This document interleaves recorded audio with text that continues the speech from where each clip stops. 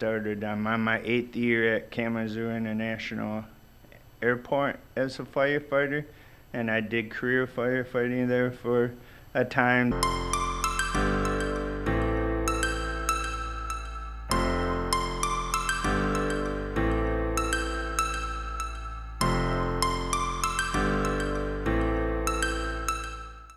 I've always been very interested in what's going on at the airport in Kalamazoo as far as fire rescue and the process of getting a job there, learning the equipment. What can you tell us about doing rescue work at the airport? I didn't know what to expect, because when you're on a city department, on the engine, you have a couple guys, you have the firefighters with you, you have the engineer, and you pull the hoses off and you fight the fire. At the airport, we still got them where we can pull off the truck, but we're in our big yellow trucks. And as a firefighter, I always thought that fire trucks were red. They weren't quite ripe yet if they're still yellow, but they stand out for a reason. They're more noticeable. And we sit right in the truck, and we have a top turret on top of the truck and a lower turret. Basically, it's a nozzle. Just think of your nozzle on your garden hose. We use a joystick for each top and bottom, and we can do it low flow. We try to do it low flow because you don't want to run out of foam or water or PK when you're fighting a fire, especially at an airport. So you keep it at a low dosage, and we're relying on mutual aid from Comstock and Portage. So we're the only line of defense if emergency happens. So it's really unique to try to get used to the joysticks, and if you move it too fast, it throws the pattern off. And there was a lot more in depth than I thought of it. I had to go through their academy again, Chief Paul, and all the firefighters there, kind of worked with me, take your time, don't rush. There's no time set, and that was really helpful when, the whole crew bonded with me, and, it's a close-knit group, which the fire service is, but there's only about 6 of us there, because we rotate shifts and stuff. And I tell you what, my first 24-hour shift was like Christmas altogether. I was on cloud 9 when that happened. And I really want to commend the firefighters and Lieutenant Phil that worked with me constantly. Every one of them had a different take on how they did their job, and I took from every one of them. Yeah, that's a great story. I have to confess that when I was at the city of Portage, we occasionally got a call to back up to the airport. If a plane came in, maybe hot brakes or something like that, they would Right. dispatch us up to set up at their station. And I will tell you that I dreamed a couple times about driving that big green yellowish rig and running that deck gun. And I talked to guys about the fuel in the jet fuel close to kerosene, and how much fuel load there is on a plane when it's taking off, and how many scenarios you really have to plan for, with a lot of hazardous materials, a lot of mass casualty, and a lot of mutual aid to call people up. If you were to have a big plane crash, you would have to have a standard protocol. You'd have to have a standard protocol to call people up and have the manpower. I think we could have a quick discussion about the airport, and because there's been a number of plane crashes lately, what the process would be if there was a plane crash there in Kalamazoo. You guys would obviously be the primary unit responding to that, and then the captain or lieutenant would call mutual aid, or how does it work? First off, I want to tell all the viewers out there, it's still the safest way to travel. Yes. Is by plane. If you do the numbers, I know it's been in the news a lot, but it's still the safest way. We would get alerted from our crash alarm, and we would roll out the door asked the tower what we had, they would tell us what lid it is. Either it's, hot brakes, or it's low on fuel, or if it's an actual crash. No matter what, we have mutual aid coming. Public safety would be coming, Portage and Comstock, and they would line up at the gate outside. They can't get on the property without our security, which is Kalamazoo County deputies do our security there. They come right and they stage at the gate. We go out there, we're talking on 3 different radios. We're talking to dispatch, we're talking to command, and we're also talking to tower. So we're using 3 different radios. So there's a lot going on. We got to tell them how many people are on board, if it's a jet or what's going on, and if it's a crash. Basically, we get out there, and if it's a full-blown crash, our main objective is to protect the exits.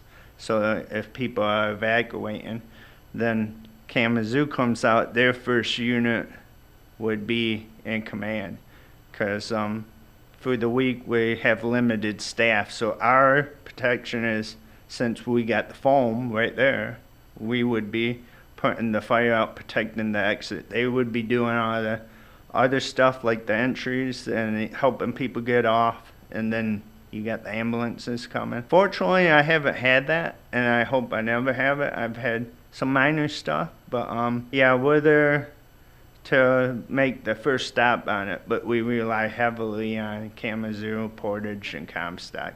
And they come out and do training with us, so they know what to do, if a crash happens. And then all the other firefighters that work at the off station, they also would be called in too. So there'd be a standard protocol. I was very interested in this when I got, it's almost 30 years ago, some training with the fire department. There would be a standard protocol. You would run out, you would do a size up on the radio, and you would initiate the exits and the rescue. That would initiate Kalamazoo Public Safety to come on mutual aid. Maybe they would set up the rescue and medical aid, and then Comstock and Portage would come with more water, maybe lay a line in. You guys have hydrants at the? Yeah, we got them spaced out on the property inside the fence line, and we got it on the outside too. Once they get in the fence line, they would hook up and fill their tanks. Then they could refill ours too, or any other units that come out on the premises. So you guys have a standard protocol at the airport. Then you would be the first line in, and then you would have mutual aid backing you up, and then there'd be a logistics part to bring water, manpower, and materials to the site to evacuate, rescue people, give them medical training, have ambulances stepping up, and potentially a helicopter for rescue. And at the airport there, the sheriff's department does the security. Would they have any specific duties that they have to take care of?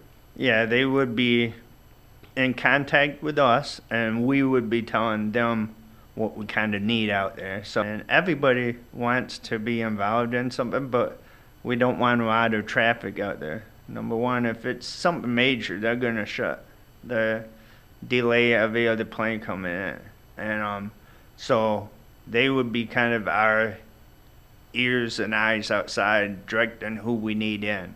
It's Kalamazoo County Sheriff's Department. They have deputies out there that strictly work at the airport. That's their sole job, is at the airport. So. And they would possibly call Kalamazoo County Emergency Management to bring in the management vehicle and set up, and then they would have to set up a budget and personnel and manpower and whatnot. Yeah, I was amazed when I first got into this business 30 years ago how much planning is involved in fire. People think about the truck, the alarm going off and the truck going out and all that, but really what it gets down to is like 80% of the whole job is training and planning and preparing, and then the other part of it is running calls, coming back, inspecting equipment, cleaning up equipment and all that. How many weeks, months training to learn that rig and all the procedures there? It all depends, you know. At the time, I got hired in part-time, so it was kind of limited with my work schedule because I was full-time at another job doing 40 hours. At the time, I was getting ready for a tournament out of the country for my martial arts training, and so the chief will work with me. But typically, if you get hired in like a full-time firefighter, they kind of go on you. You know, they want you to know the job. Our chief's very critical on that because, you know, he wants to make sure you know it. He ain't gonna, Chief Paul ain't gonna send you out there unless he knows that he can depend on you. So usually, typically for like somebody that can work the 24-hour shift right along with a firefighter, they usually have to train with every firefighter. That's our responsibility to push our knowledge down. You know, that could have taken anywhere from months to maybe 4 months. You know, mine was probably about 4 months. Then that first 24-hour shift, I wasn't alone. I did that with a firefighter. And then I never forget it. It was Christmas Eve. I did a 24-hour shift, and Chief Paul came in. He said, "This is yours. If something happens, it's yours, but I'm here, so you can rely on me." So it was kind of nerve-wracking, you know, with, you know, you're dependent on all these things that could happen at the airport potentially, and you're kind of nervous, but you also had your chief there to, hey, I need you tagged in, and he would be there. And you know, he even asked me, he said, I think you're ready to go, but if you're not quite ready to go on your own on a 12 or 24-hour shift, we can do more. I'm not here to rush you. And that was more comforting than any other position on the fire department I had, because I knew that, he said, you know, if you make mistakes, I'm here and I will coach you. So he said, whenever you think you're ready, you tell me, but I think you're ready now. And our first shift on that Christmas Eve, waking up Christmas morning, it was like my best Christmas ever. And he said, I think you're ready. I said, I am ready. Still gets kind of nervous, you know, but it did really them first couple to, you know, they call us on alerts. What alert is like, a simulated alert is they got to do so many every quarter, and each A shift, B shift, and C shift, they aren't gonna tell you when it's gonna happen. It could be 4 o'clock in the afternoon, could be 8 o'clock at night. It could be any day on your shift. When you're there, you get caught out, you get told it's a simulated, and then you got to respond to, like, say, runway 3, 4, and if you they tell you that, you got 2 minutes to make it there and spraying water, you know, wherever they tell you on the airfield. Your time, and that's a FAA protocol that you got to be out there spraying water within 2 minutes, usually out the door within 30 seconds, you know. When you hear that buzzer go off, because you don't know until you get on the truck and you pull out of the station, because you really don't get good signal on the radio till you're out of the station from tower, so you don't know if it's an actual crash or if it's a practice run. But if you treat everything like it's the worst day there, you're going to be prepared. Yeah, exactly right. It's constant training. I'm reading on my off time to make sure I'm up to date, because things change a lot in there with airplanes and stuff, and it's a different breed, you know. Yeah. Seems like a regular firefighter job is tough, and then when you add the airport in, there's additional training, additional knowledge to understand and how to handle if the plane came apart in a crash, how you would handle the mass casualty, how you would handle the cleanup, how you would handle the hazardous materials. I think it might be interesting for people to hear a little snippet from you. There's a procedure. You come in, let's say at the start of your shift, and you have a clipboard and you check the truck, you do a truck check, you make sure the radios work and whatnot. if you could possibly draw us a little picture. You show up, you have a conference with the shift going off, and then what happens from there? Usually we get there about between 15 minutes early. I'm usually there a half an hour early. That's one thing great about the fire service. Most time you get there, you sit down, have coffee, you kind of have breakfast with the incoming shift. There's nothing else like that. The camaraderie.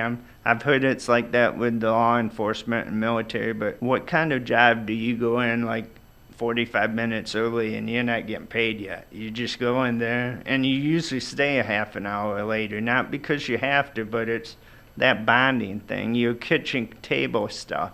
So we get a briefing from the last shift on if there's any runways closed, if there was any calls, if there's some maintenance checks on our rigs that need to be done.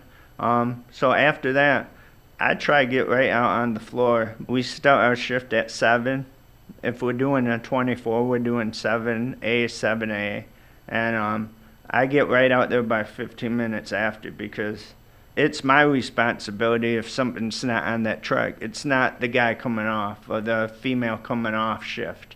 Like, we got 3 rigs. We got Rescue 2, Rescue 3, and CFR 1. So we got to make sure all the air packs are good on there.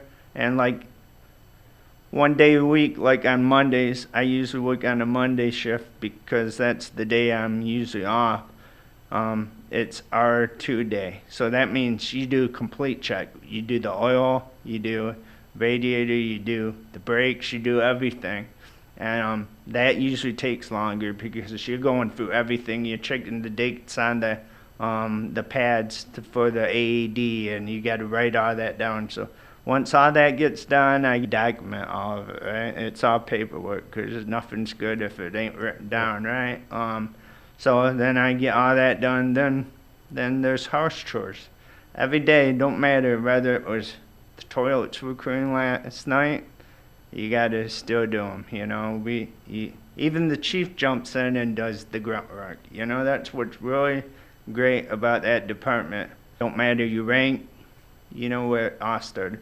And if you take pride in your trucks and your station, you know, that's where you live, right, for that 24 hours. So then after that, we do training. We got so much training we got to do once a month, according to the FAA, and you know, plus we got to do related stuff that the fire marshal brings down because we're dual, right? So it can really get technical where, you know, then about 4 o'clock, it's kind of your time, you know, because you're putting an 8-hour day. Our company stress working out some type of either walking or weight training to stay in shape, right? Then it's pretty chill after that, you know, but if the chief has duties for you to do, you do whatever the chief says, right? Really a blessing. I love working at the airport. It's like you said, Joe, it is, from what my chief says, you are especially at a different thing. Like, you know, like they have different special force teams, you know, we're doing something unique that other fire departments don't do. And with that in mind, I've been on a president detail, a vice president twice. They have all the Secret Service come in, and how many people get that?